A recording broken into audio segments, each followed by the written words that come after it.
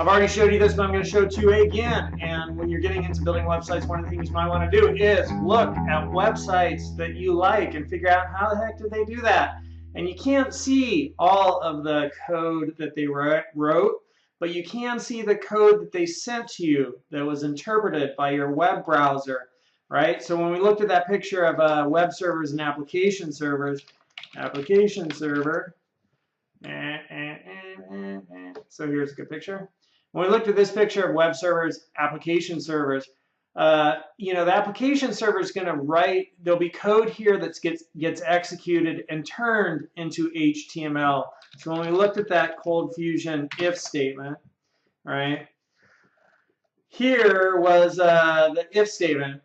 And if the name is Bono, then print this. Well, once the application server executes this code, this is all that's going to be included in the web page. We won't see this in the web page, these things here or this here. We won't see that in the web page. We will see this in the web page because if first name was set to that, then this condition would evaluate as true, and then this would print in the web page.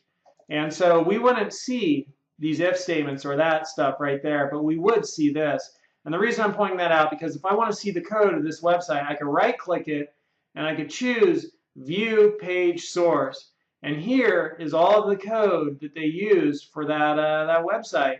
And I can look at it and I can figure out how did they build that website? What did they do? And, it's a fair amount of code. Wow! Looks a little overwhelming, doesn't it? So what I won't see here is if they had any server-side scripting code which already got executed. I can see some JavaScript here, right? I can see some JavaScript code. And then there also is a style sheet. So, link relative style sheet, and there's a style sheet. So if I look at that style sheet, will that bring me the style sheet? And what does it bring me? Wow, it brings me, yeah, kind of crazy.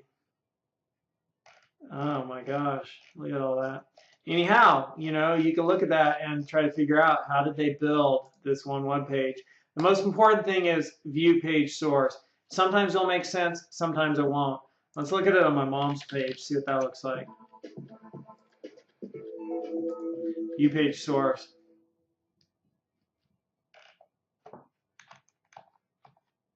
There's a fair amount of crazy stuff going on there too.